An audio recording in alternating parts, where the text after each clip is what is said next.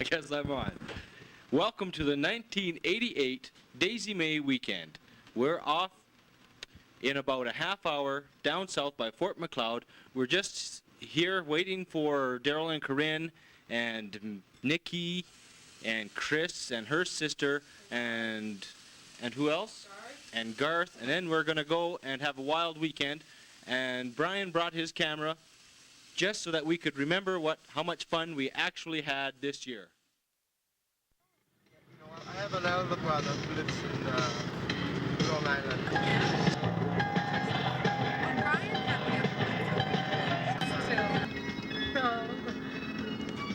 This is the Nanton Lancaster bomber. Got it? Get it? Got it? Get it, boy? Get it? Get it? I got it. And what's Nanton, Alberta famous for? For the Lancaster bomber. And Daisy May! I don't know what. The water. Nanton spring water. I haven't had any. You haven't heard of Nanton water? I haven't had any Nanton water.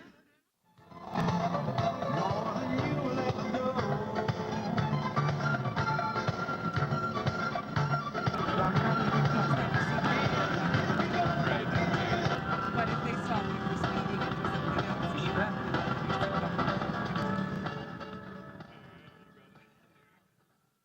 Sundown on Friday.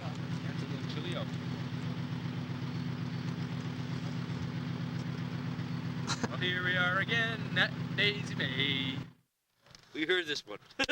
Yeah, this guy will do really good. Worked for Seismic Company. He's a real redneck cowboy from way back. One day he gets his chick as a partner. He's a redneck, but the foreman says, you have to work with her. Don't worry about it. It's the owner's granddaughter. You have no choice. So then he's mumbling and he's pissed off and he's getting in the truck and he gets to the point and they're walking half a mile apart and he's stumbling and fucking This is really a short mad. story? Yeah. 75 yards apart. And he looks at this check and he goes, how am I going to tell us? Well, I'll just do it.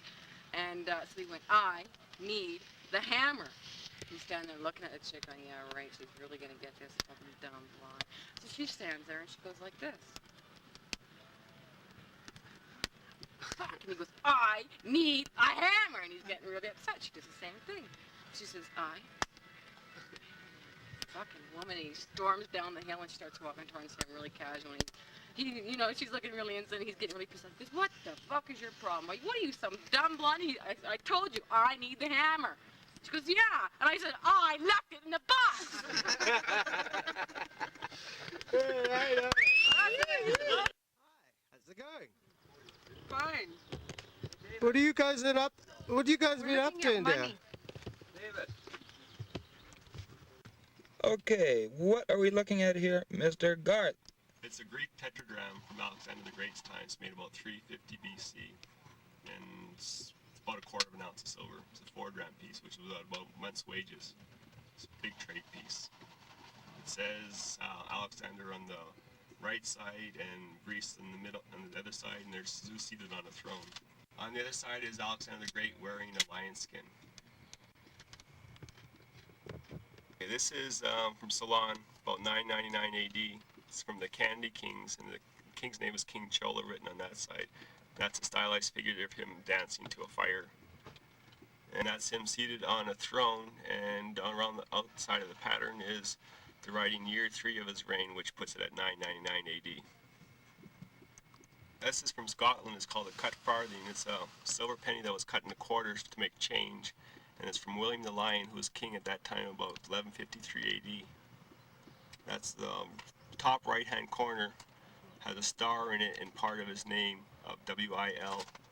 The other side is the mint mark for Edinburgh, and which partly is his regnal year, but that's part cut off the flan. Would have been another part of the penny.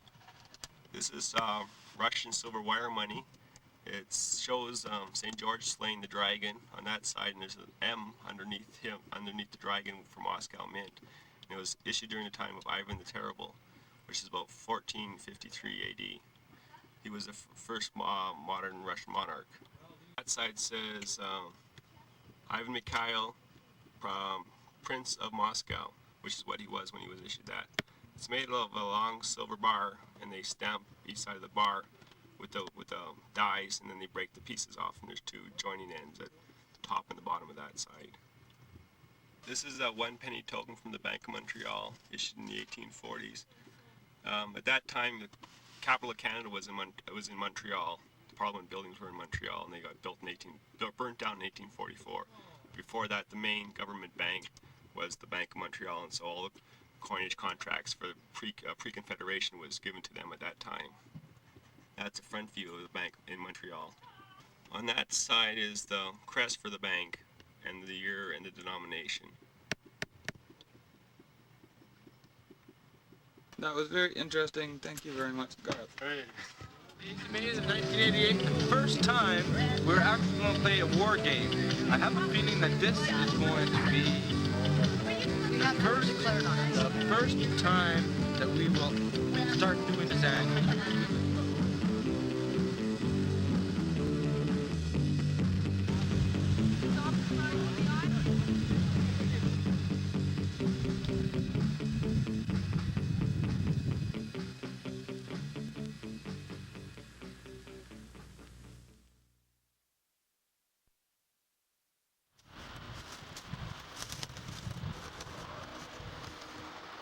We're at the top of the hill.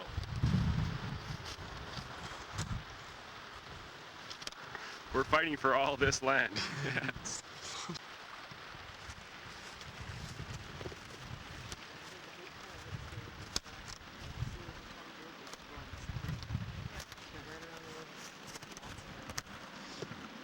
Conflict between Daisy May patrons and the management of the Fort Macleod campground heightened today when 11 of the annual patrons were kicked off the campsite today by the owner.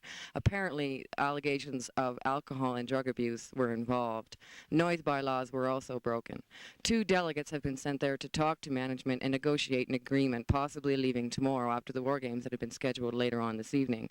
The delegates sent there have been head negotiator Chris Dickinson and our Minister for Public Affairs, Daryl Canning. The Daisy May conflict has now been resolved. The delegates have returned, and they have negotiated agreement that we do stay one more night. The war games will continue. Here we have the Minister for Public Relations, Daryl Canning. So let's ask him a few questions. Daryl, how did the negotiations go in your word? Very good, very good. They were very well, thank you. And how long did it take to reach an agreement? About 25 minutes. What was their greatest opposition to your wanting to stay one more night? Wanted to drink more. So you think the war games will go on as planned tonight, do you? I see no problem in that, and if we're not kicked out by 3 a.m., we will be by 4.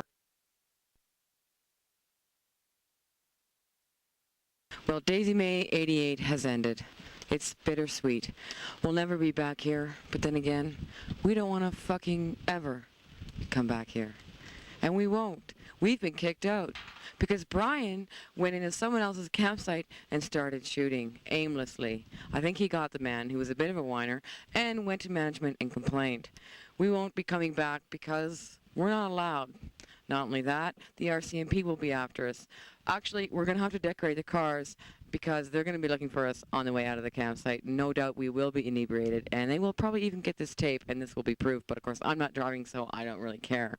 The war game, well, it was a fluke because the idiots won, but we won't get into that.